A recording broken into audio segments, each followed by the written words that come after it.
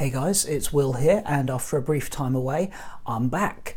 And tonight I've got for you a review of Chapter Approved 2017 edition. Now, I will say before I start, at some point I will probably call this the 40K General's Handbook because it feels very much like the Age of Sigmar General's Handbook. And I think that's a good thing. But before we go too much into that, I'm going to dive in and immediately start to take a look at what we've got here. So Chapter Approved is like going to be annual updates for the 40k rulebook and the rules in general to supplement your game's 40k. And it's basically broken down into 3 sections. So you've got a bit at the start, which probably is less than a quarter of the book on narrative play. On open play. Then you've got a bit more of a chunk, probably a little over a quarter on narrative play, and then the biggest chunk of the book, representing at least half of it, I think, judging by just page thickness, is going to be updated rules for various aspects of match play. And I think, just knocked the camera there. I think that is a good representation of sort of the community and what the community want in terms of the demographic of how many people tend to play. You know, there's not many people playing pure open play. There's, you know, a number of people who enjoy narrative play, but the vast majority of players, certainly that I come into contact with either online or in person, tend to play matched play. And so I think they've got that right there with how they've split it up. Also, matched play obviously does require more rules to make it work.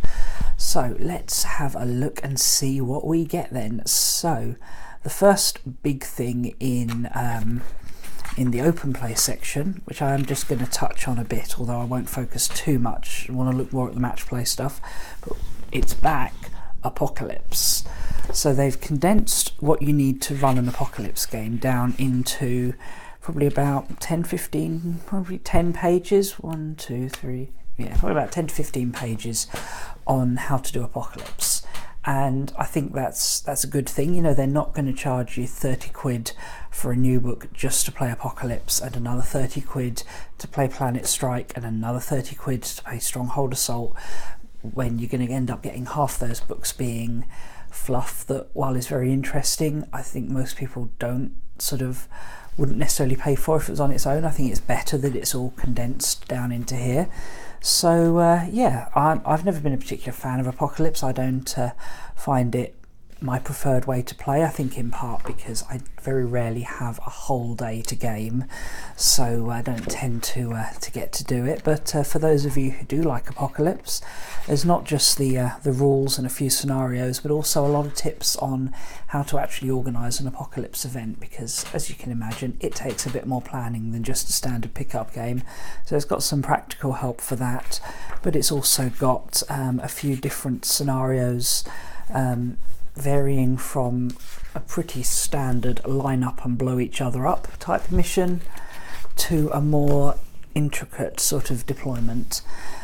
And, you know, with Apocalypse, it really is licensed to do what you want. So not too many rules, just sort of what you need to get it going.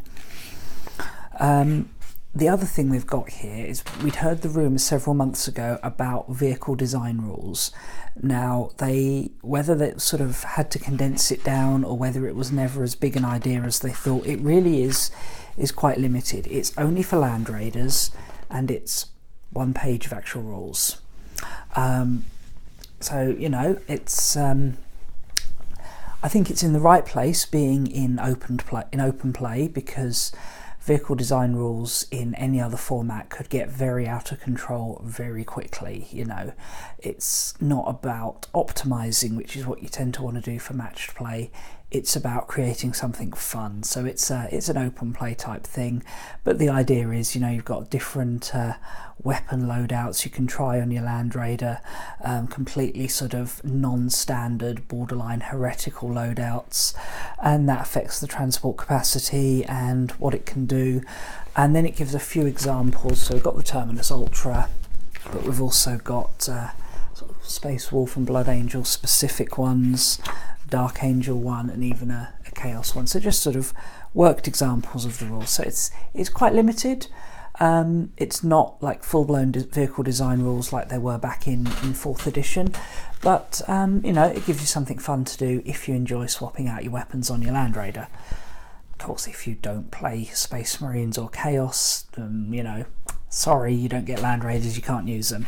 But hey, so open play, a nice few little ideas that people who do want to do that sort of play can use to springboard various things. Then we've got narrative play. Now, these are some actually really interesting rules in here. So we've got Planet Strike to start with. Now, Planet Strike was originally a supplement completely of its own back in 5th edition or 6th edition. I think it was 5th edition. And then they had a very, very limited Planet Strike section, like 1 or 2 pages in the core rulebook. This expands on that very nicely. You've got attacker and defender detachments, attacker and defender stratagems. You've got 6 different Planet Strike missions. And these, which I think are suggested deployments, you know, how to set up your fortifications rather than like a particular, like this is your deployment. It's more of a suggested idea, which is cool. You know, it gives you a few almost tactical tips there. And then it's got rules for like the planetary assault and the firestorm phase to give you kind of a more focused preliminary bombardment type thing. So that's good if you like to play that sort of mission. And then tagging straight on from that, you've got Stronghold Assault, which has again, it started out as its own little supplement back in 6th edition. Then it's making a return here in Chapter Approved. So you've got various additional rules for buildings basically, and the idea of having an attacker and a defender within like a bunker assault or fortifications assault type thing. And once again, you've got warlord traits, attacker and defender detachments. So like the attacker gets heavy, you know, wants heavy supports and HQs and troops, whereas the defender, instead of wanting heavy supports, you get fortifications. You can take 1 to 3 fortifications, which is nice. They've made sure that that's included in there. And then you've got your stratagems, like a whole page, attacker and defender stratagems. So I haven't read too much in detail on these, but it's definitely something that if I was planning a narrative campaign, it would be fun to incorporate some of these missions, or even just if you want to change from your normal sort of pick-up match play game. 6 missions using different deployment types. Again, some of them pretty standard deployments, some of them more atypical. And then rules for running linear campaigns where you play a particular mission and then the campaign itself, you know, is laid out over 4 or 5 missions, but depending on how you do in each game, you get various bonuses for winning it into your next game. And they've got a basic one laid out for Planet Strike and Breakthrough, Stronghold Assault. So, you know, that's again, more ideas for your campaigns. And then all the rules for all the different like fortification scenery pieces. The interesting thing with these is they have included the full rules, but they've only got power levels, not match play points costs, which again I think is a good call. I think it might annoy some people who perhaps in the past have used fortifications in their more competitive list, but I think this is really where fortifications belong in narrative and campaign play, rather than as being a key part of your matched play battle plan. So we've got no points values here, but all the models are still included. You've got all the like the Firestorm Redoubt and the macro cannon, all that fun stuff. Sky Shield landing pad. And then we get on to what I think is the real meat of this book, which is the updates to match play. You know, a lot of this is some great ideas that you may want to incorporate, that perhaps some people will be interested in, but the majority, I think, are after the match play updates. So we have a one-page sort of quick reintroduction to match play, and a little bit of talk about some slight changes to the rules. And these are just really to polish match play off a bit, and some have already been included in the FAQ. So understrength support, you can only include understrength units in an auxiliary support. I'm never really worried about understrength units anyway. I like to field proper size squads, but maybe that was something that was getting out of control. I'm not sure, but didn't seem to be a problem to me before. Now, targeting characters, they have clarified the rules on this. If there's an enemy unit closer, even if they're not visible, you still cannot target the character. So I think an example someone gave was, you know, you can't block off lines of fire to your own units, so they can only see the character, even if there's stuff closer, like, you know, stick a couple of rhinos either side of your artillery and suddenly, you know, they can see the character because the rhinos are blocking line of sight to everything else. You know, it stops shenanigans like that. Limits of command, I think, is one of the biggest changes. You can't use your command rerolls for sort of mission dice, so things like deployment zone, whether the game carries on, roll to determine victory points on like a Maelstrom of War card. So it's making you use your command rerolls for actual in-game effects rather than like these deployment type things, because, you know, having a reroll on, you know, at the key moment on these could really be really game changing, and that's not what the stratagem's meant to be about. And then finally, boots on the ground. This has already kind of been in the FAQ. When you're looking to control objectives, you exclude units that have the flyer battlefield role. Now the key thing there is it's the flyer battlefield role, not the fly keyword. So it doesn't exclude things like Eldar jet bikes and Space Marine assault squads. You know, it's actual full-blown flyers. So it makes sense. You know, you can't have a Void Raven bomber holding an objective, because it's not holding the objective, it's somewhere up there, it's not actually near the strategic point on the ground, and it gets rid of Storm Raven spam, which was a thing for a little while. Then you got updated missions. You got 12 new match play missions here, 6 Eternal War and 6 Maelstrom. And having read through these in a bit more detail, I think there's some really interesting ones in here. Start off pretty straightforward. So with the Eternal War, you've got one where you basically have 4 objectives, and it is literally just scoring objectives, but you've got like 1 in your deployment zone, 1 in your opponent's deployment zone, and 2 in kind of a no man's land type location. So that's a sort of a quick, straightforward one, but then they start to get more complicated. Resupply drop. Again, it's all about securing objectives at the end, but what you do is you place out 6 and then randomly determine 2 that actually stay on the board and the rest leave. So it's like, you know, you don't know which objectives you're going to want to hold until turn 3, I believe it is, at the start of the 3rd battle round. So yeah, bottom of the 3rd turn, you actually get to find out which objective is which. So you kind of have 2 turns to soften up your opponent, try and get on the right objectives. It's only once you actually get to the 3rd turn do you find out which ones are real, as it were.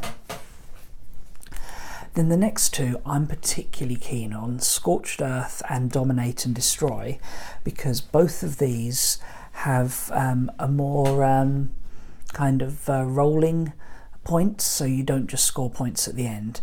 So Scorched Earth, you have 6 objective markers, and at the end of the it's victory points, obviously. You score 1 victory point at the end of each turn for each objective you control. So rather than just getting points at the end, you actually score them every turn. So you have to have ongoing battlefield control. You can't just rely on whipping a few units into the right place right at the end, but you can also destroy an objective marker if it's in your opponent's deployment zone. So basically, end of your turn, you hold it, but if you'd rather destroy it, then you don't think you're going to be able to hold it, don't want to give it to your opponent, destroy it, scores you D3 victory points rather than the 1, but it's then removed. So that's quite cool, gives you a decision to make there, and it's the ongoing nature of the points being scored. Then destroy and dominate, 1 victory point at the end of each turn again, which is nice, but also victory points for killing enemy units. So that's solid. That's you know, much more of a again, it's ongoing points. It's not you quickly grab 3 objectives at the end and win. You know, you actually have to be playing the game throughout, not just sort of hiding till the end, which I don't think is so much of an issue in 8th, but back in 7th, you know, there were tricks you could pull to really keep you guys safe and then just hop on the Eternal War objectives at the end. And one big thing with all of these missions, and probably the most significant change to how we play match play, is the way first turn's determined. So this is a big one, rather than it simply being whoever finishes setting up first, which essentially means you just wanted to take minimum units to get finished first, and sometimes it would literally just be down to pure luck. Not luck, like army design. You could design an army that was always going to go first, but then if your opponent had 1 unit less than you, nope, you're not going to get that first turn. But now you roll off and it's simply a +1 to whoever gets whoever finishes deploying first. So it's more it doesn't hurt you so much for taking an MSU style army. You know, you can really think about the balance of, do you want that +1, or do you actually want more choices? You know, have a deployment that's going to go on longer, allow you to see your opponent set up, and then still have a chance of getting the first turn, and then obviously seize the initiative is still there. Last 2 Eternal War missions get a little more complicated.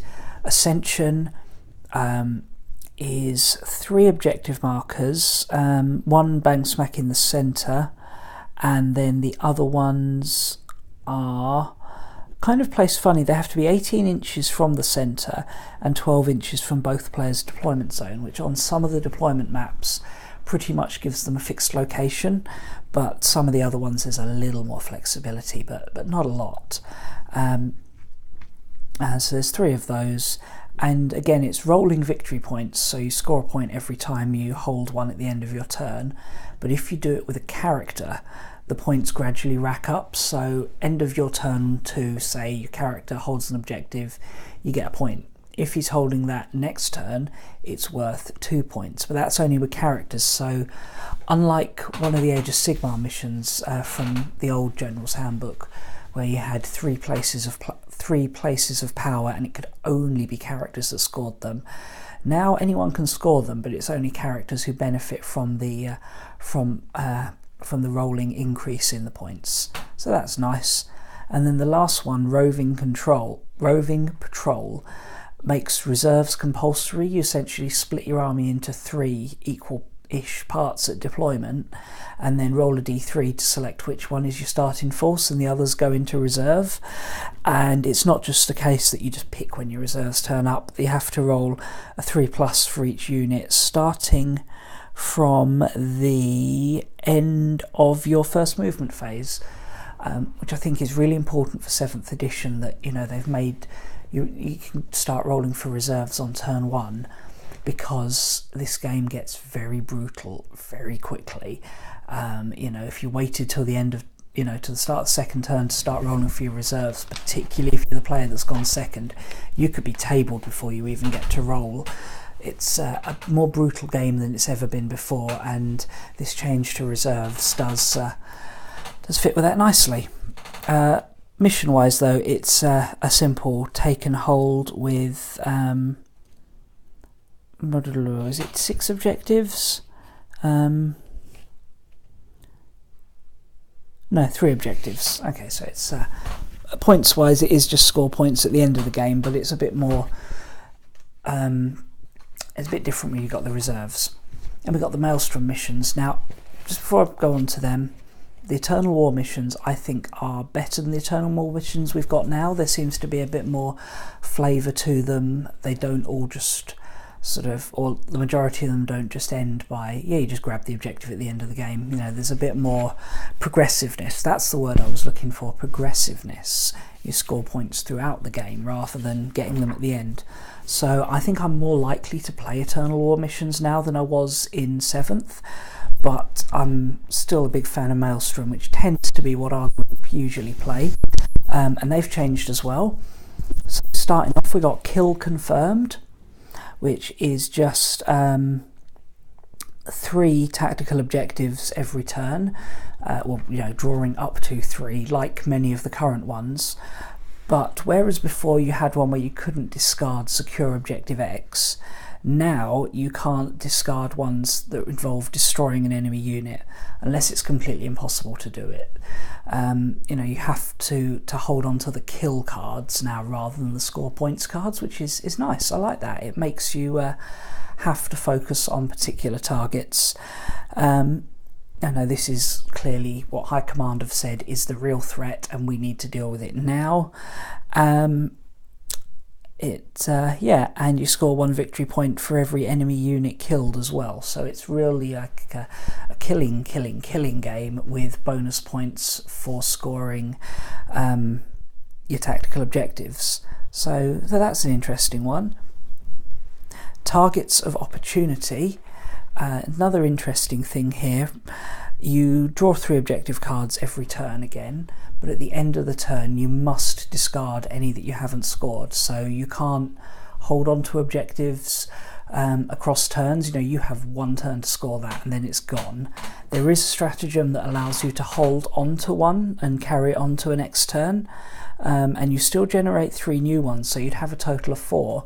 But it is worth 2 command points, so you do really have to think about using that one. But it's a good opportunity if you've got an objective you are so close to scoring, just need that little bit more time to do it.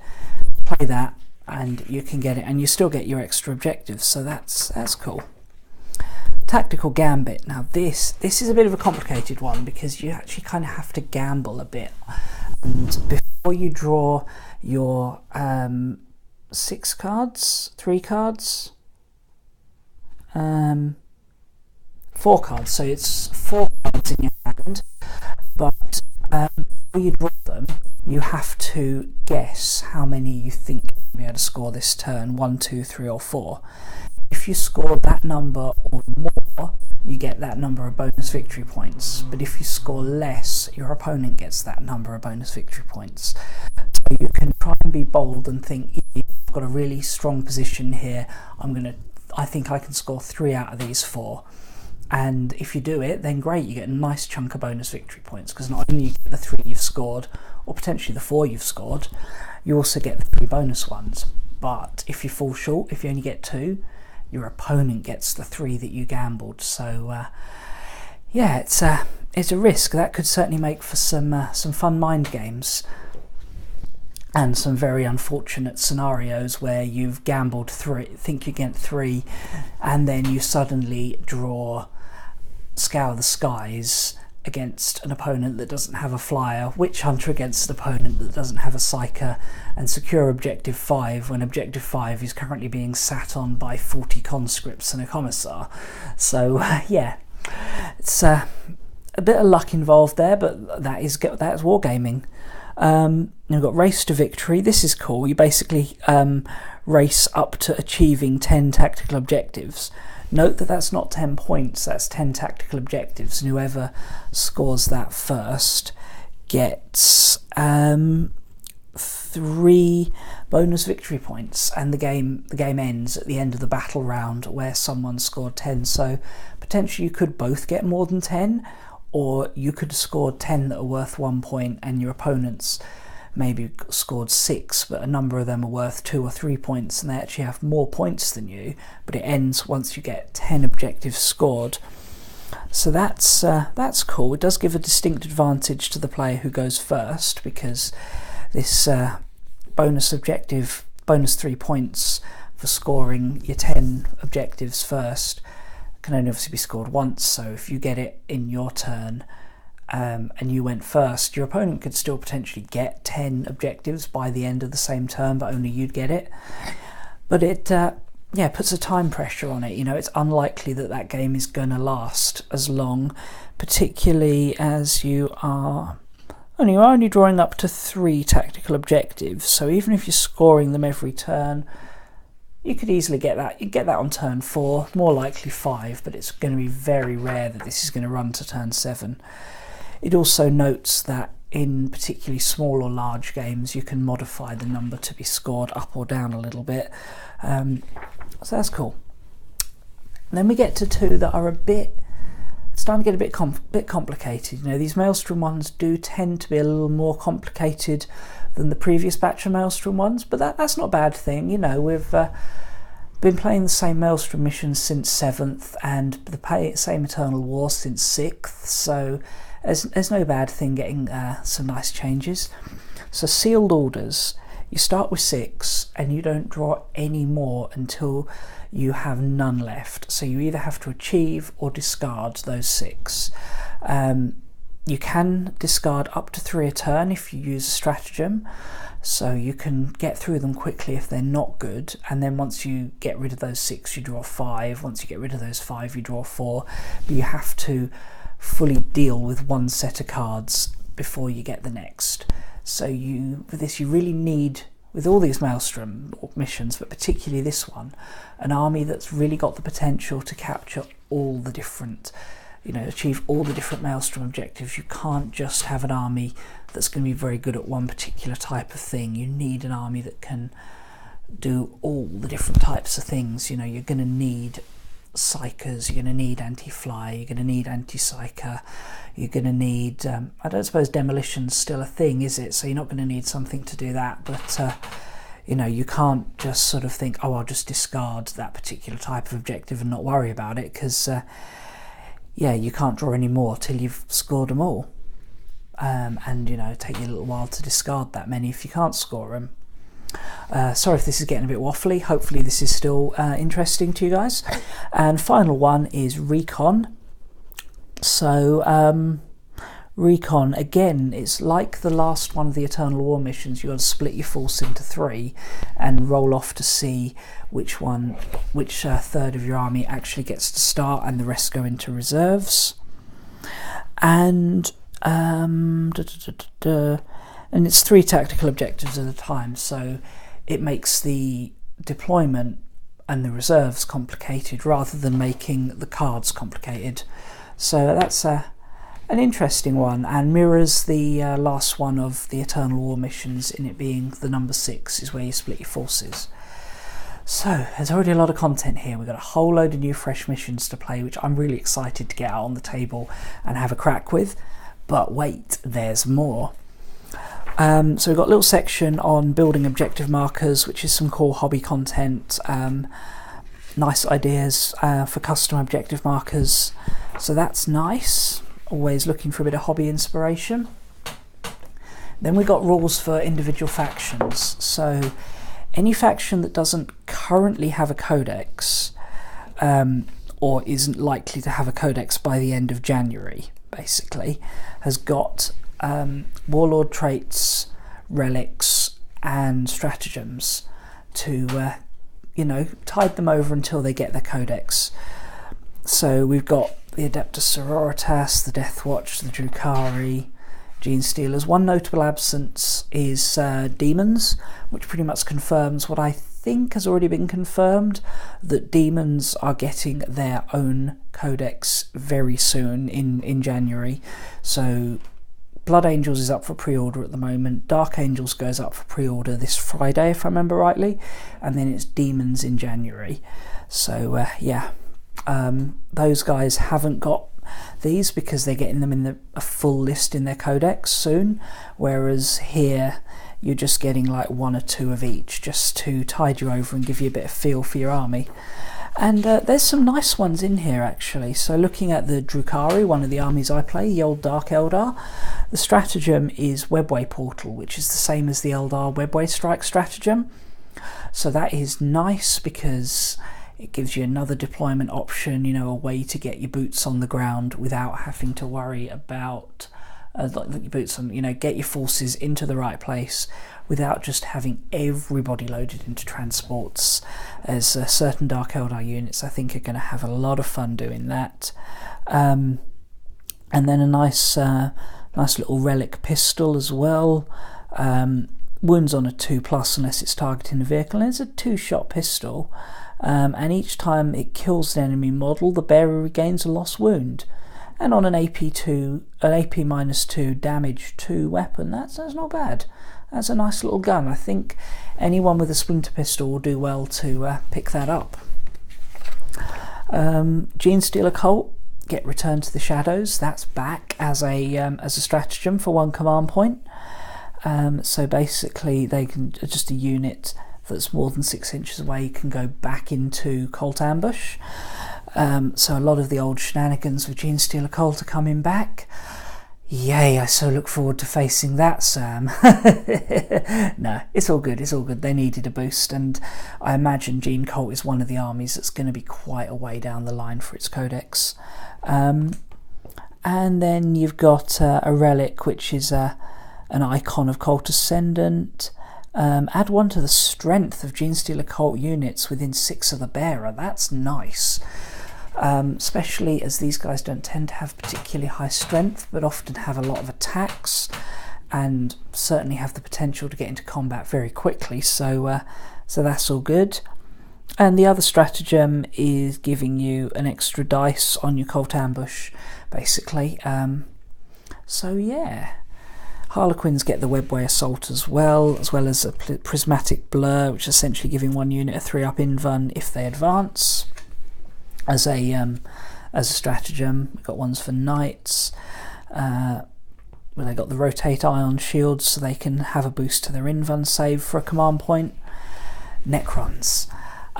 This is good. Repair Subroutine basically gives us back the ability to give Canoptic units Reanimation Protocol. Now it is 2 command points, so you're not going to be using this very often, but you basically pick a Canoptic unit and they gain Reanimation Protocol. So yeah, Canoptic Harvest is back. Probably not quite what it used to be, but it's nice to know my Wraiths can reanimate again. And then an enhancement to Reanimation Protocol, basically a reroll 1s. Army-wide. Oh no, I'm reading that wrong. For 1 unit can reroll 1s on reanimations, 2 command points. I suppose at the moment you've not got much else to spend them on with Necrons, but there are other ways to boost your Reanimation Protocol that don't cost quite so much, so maybe not. And the Relic, the Veil of Darkness, is back. So yeah, you basically can pick up a character and a unit within 3 of them and deep strike them down together. Normal restriction of being 9 inches away, but Necrons have a lot of short-range shooter units, so that's certainly going to be a nice one to give a try to. Orcs. Orcs have some really nice, fun rules here. I'm not sure they're the most powerful.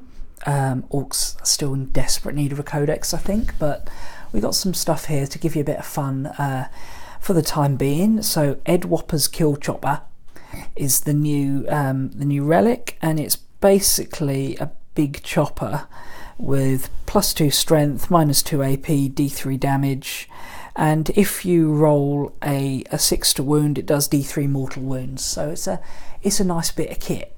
It's a very nice bit of kit. Only problem is most war bosses are already modelled with power claws, which got a nice points drop in this book as well. Yeah, so I think that could be the limit, is how many people are going to bother to actually cut the power claw off their war boss or remodel a new war boss with an axe. But it can be done, and I think the old metal war boss had one. And the Warlord trait fits nicely with this in that it adds +1 to the strength. Now that gives you a total of +3 strength. You've got a model that I believe is strength 5 on profile, hang on, there we go. So that gives you strength 8, which is a key strength because it gives you 2+ to wound against toughness 4 models, which is obviously one of the most common toughnesses is in the game. So I think those two, the relic and the warlord trait, go very nicely together. And then you got 2 nice cheap fluffy stratagems, Daka Daka Daka, and the flavour text for this literally just says there's no such thing as too much Daka. Love it. Basically a unit gets exploding 6s on their shooting attacks, which can't themselves generate extra attacks. So that's really nice, because that means half your hits from your shooter boys mob are going to give you extra rolls to hit. Use that on a 30-man mob of shooter boys, or a big mob of looters or flash gits or something. That's going to be nice. And then you got mob up. Basically select 2 orc infantry units that have to be from the same data sheet, so boys, storm boys, you can't mix and match stuff. Have to be within 2 inches of each other, one with more than 10 models, one with less than 10 models, and for one command point you literally just stick them together to make one big mob. So goes back to the days of 3rd and 4th edition where all mobs could just mob up. Space Wolves. Now these are interesting stratagems. We've got True Grit, basically allows a unit that's within an inch of an enemy in the shooting phase to treat auto bolt rifles, bolt guns and bolt rifles and bolt carbines as if they had the pistol 2 type. So just daka them in your face in combat before hitting them with your axe. Yeah, that sounds good to me. It's only a command point. And Cunning of the Wolf gives you kind of an outflank type thing, so one unit sets up off the battlefield and then comes on within 6 inches off the table edge and 9 inches away from an enemy. So I think Wolfen would love that. Sneak them up and smash them. That's a good one for the wolves. We've got Thousand Suns, we've got Tau. Tau get 2 warlord traits. They can either basically go a Monk Car or a K-On one that gives you boosts. So the K-On one is reroll failed hit rolls with your warlord if they stay still. And Monk Car is you can advance and shoot as if he hadn't moved. Depending on how you want to use your warlord, that's a nice little trick for Tau there. Okay, we're getting there. On the home straight now. We've got a little bit about ladder campaigns, which is just kind of useful for running a league, and then rules for new scenery pieces that have come out more recently, so like the Deathworld Forest bits of scenery and some of the Sector Mechanicum stuff, if you happen to use those. Rules and stratagems for industrial battle zones, and also when there's an Empiric Storm effect. So these are like optional things to make. I mean, they're in matched play, but you could easily use these in narrative play as well. Particularly the Empiric Storm gives you like a D66 table of random effects, similar to what we had in Fall of Cadia. Rules for ladder campaigns, which is handy if you want to run like a simple league that I think a lot of like gaming clubs could really make use of. And then the points changes. So we've got about 6 or 7 pages of points changes, and this covers both 40k and Forge World. I say 40k, the regular codexes, and then the Forge World stuff's dealt with separately. And some of these are really big changes that are really going to help certain units out. So using Space Marine as an example, because that's what the best points wise right now. Inceptor squads, the model got cheaper and the weapon got cheaper, giving us Inceptors that are a total of 15 points a model cheaper. Makes a base squad drop from 180 to 135. That's a big drop. We're going to see more Inceptors. And Intercessors also got 2 points per model drop. And then some of the stuff really got almost token points reductions. So like the Whirlwind got 5 points reduction. Didn't need a massive reduction, I suppose, but it's 5 points really going to make a difference to whether people take Whirlwinds or not? I don't think so. I'll still use it sometimes, and sometimes I won't. And then certain things got some much needed points increases. The Storm Raven went up, which as someone who owns one and likes to use it is sad, but I think it's a fair thing, you know. I think it's like a 20-point rise or something on the Storm Raven. And the Twin Assault Cannon and the Assault Cannon got more expensive. Again, they're both really good weapons. I can see why they did that. And the Hurricane Bolter has more than doubled in points, but it was the single most undercosted thing in the world before. So, hey, I can't complain too much. I think the things that got a points rise, certainly for Marines, like I say, the ones I really knew the points of before, did deserve it. Guilliman got a 25-point increase, which sounds like a lot, but I still don't think that makes him any less OP. He is really strong still. They needed to only make a 1-point change to Guilliman to make him fair and balanced. They just needed to make it in the wounds box, not the points cost. 10 wound Guilliman is fair and balanced. 9 wound Guilliman is borderline unkillable. Notice here there are no changes to points for Eldar or Tyranids, because you just got yours. Demons, because you're about to get yours in January. And most interestingly, there are no points changes for Tau. And this, I think, or certainly not in the regular 40k ones.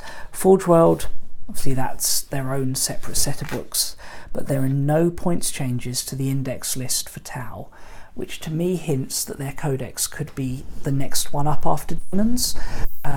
It's certainly a popular army. Make a nice change from sort of a big world of Imperial and Chaos ones. You know, I've only had 2 Xenos books so far, I think, and then the rest have either been Imperial or Chaos, so we certainly need another Xenos one. I think we need Orcs, but they've got some points changes, some quite nice ones actually. Power Claw got a lot cheaper. And I think the rack of rockets went down as well. I'm not sure if that. I think that's a reduction. I haven't got the Orc index to hand, but it got sort of across the board a few changes here and there to some of the fancier Orc kit. But Tau got nothing, which I think means we're getting a Tau book in February, maybe March.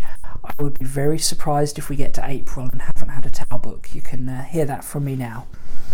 But yeah, that is... Oh, and the Forge World changes. There's some absolutely crazy points changes in Forge World, but Forge World you kind of expect crazy because it's Forge World. They do some amazing stuff, but some of the rules are sometimes a bit OP. But they've had a nice bunch of changes there. So, for the price cost, 20 quid. That's really good for what you get here. It's a little flimsy. It is paperback, and it doesn't feel that big to hold in your hand, but for content you've got so much in here.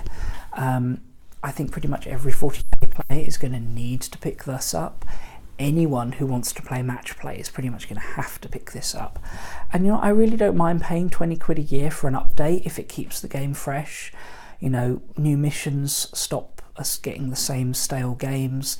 Points adjustments mean that, you know, if a unit is massively skewed one way or the other, we don't have to wait 5 years for a new codex. We just have to wait till the next December for the next chapter approved update. So yeah, I think it's a really good idea that Games Workshop have had in doing these. Certain things I think they could have done differently, maybe giving us a little more in the way of pictures to illustrate some of the points, but maybe that's just me being picky because I like pretty pictures. I think in general, you know, this is a really solid book, and yeah, I'm very happy in how they've done this. I suppose the other thing, if I'm going to look for constructive criticisms, because, you know, I don't just want to say, wow, GW are amazing all the time, you know, let's have some constructive criticism. A couple of clarifications on things, you know, maybe some big points from the FAQ you could have included. Maybe just the core rulebook FAQ in the back would have been like an extra 3 pages, as opposed to these little army roster things that I don't think anyone actually uses, because we all just use apps or write it out on our own piece of paper. You know, that you could have had the FAQs in the back for the main rule book, but other than that, you know, really can't fault it. It's a great book, and I'm very glad it's come out, and looking forward to shooting some bat rips with it. Anyway, this video has gone on a little bit longer than I anticipated, so thank you for bearing with me, and I'll see you guys again soon. Bye.